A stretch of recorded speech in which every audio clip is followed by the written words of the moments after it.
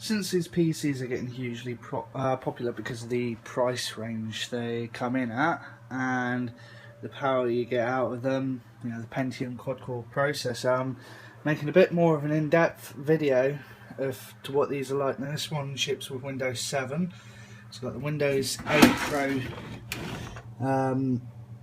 license on it, which is downgradable to Windows 7 Professional. And you can see it's Pentium inside, nothing fancy. Standard DVD drive in there, rewritable. Nice clicky power buttons. 2 USBs on the front, however a blanking port where they may have thought about giving you an SD card reader but then thought against it. But never mind, because even at the price range this PC is in, it's a bargain. So the side panel is very sturdy. It has a little tiny bit of flex inside it. So let's have a look at what we got here. So it's a very basic motherboard, as we've seen in the other video. Very small and silent CPU fan there. Makes hardly any noise, you can hardly hear it at all. And these ones take laptop RAM, so just note that before you go buying it along with a RAM upgrade if that's what you want to do. It's got one slot, I believe. I haven't actually stripped one of these down yet and broke it down yet. I can do on request, but I'm not going to do that today because this has got to go out to a customer this afternoon. So everything's standard SATA. Oh wait, no, that's the front panel.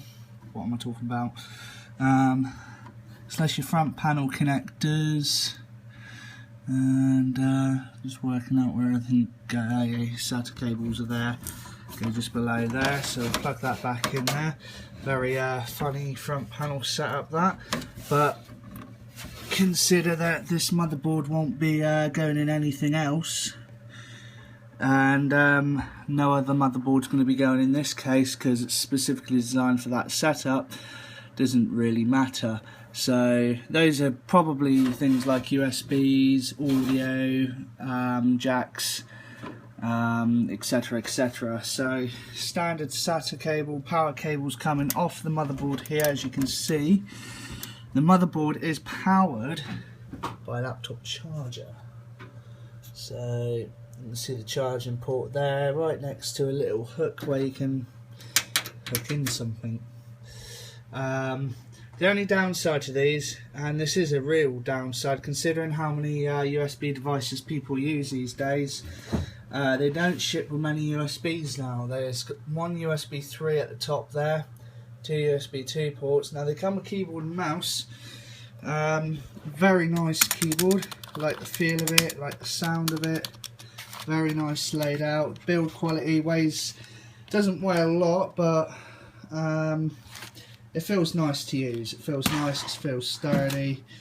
Also got the legs, kick out legs, so you can raise it up a bit. Some lights there and some shortcut buttons to things like calculators, your media buttons, etc. What I would like to have seen is, instead, given the circumstances of that, you got the 2 PS2 ports, 2 USB 2 and 1 USB 3. They've given you USB keyboard and mouse. On a system like this, it should have been PS2. Now, a few years ago, we were buying a load of Lenovo pre-built systems, similar sort of design, except it had loads and loads of USBs, still had the PS2 ports, but came with PS2 keyboards and mouse. Why? Why did they ship it with that? Why can't they ship it with, why cannot they not ship PS2 keyboards and mouse with these systems? It would make more sense. So hopefully somebody got a bollocking for that one. We come up with that idea. Now, USB issues aren't a massive issue because they do come with some expansion slots, though you can't really put a beefy graphics card in there or anything, so don't get too excited. It won't take a graphics card because of the power supply setup. What it will take is USB expansion cards, SATA cards, that sort of thing. If you want to put another hard drive in there, you can put a SATA controller card in there. If you want more USB ports or more USB 3 ports, you can do that. Though you will need a USB 3 card that doesn't require the extra power. I don't know if they exist yet or not, but all the ones I've seen so far have a Molex on the back of them, so actually that wouldn't work. So back to the CPU. From what I can gather and from what I can see, I don't know if you can see from this angle here, I don't think you can, but it appears that it's hard soldered onto the board, the CPU itself, so you can't upgrade it, you can't change it about, you can't replace it, it's all in one board.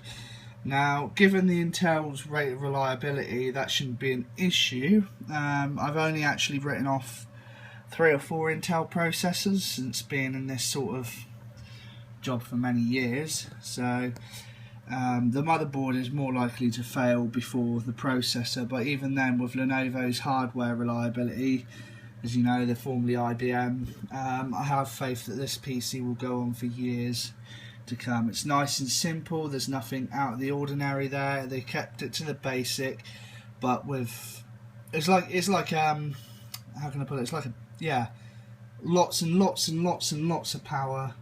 Very simple designs, very simple chassis, very simple motherboard. Not a lot really to go wrong.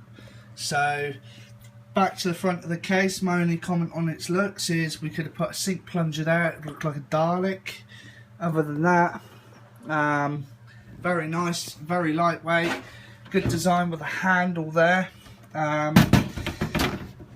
I like it. I'm going to be selling a lot of these units. The price they're coming in at, I'm really happy with them, and so will my customers be. Thanks for watching. If this video has helped you with your choice, don't forget, just a little add-on to the end of this video. Here are the scores in the WEI, the Windows Experience Index. This is Windows 7, the process scores 6.8, 5.9 on the memory, graphics is 3.6, gaming graphics 5.7, and primary hard disk 5.9. You'll never get any more than 5.9 on the hard drive unless it's an SSD. So there you go. Don't forget to rate and subscribe.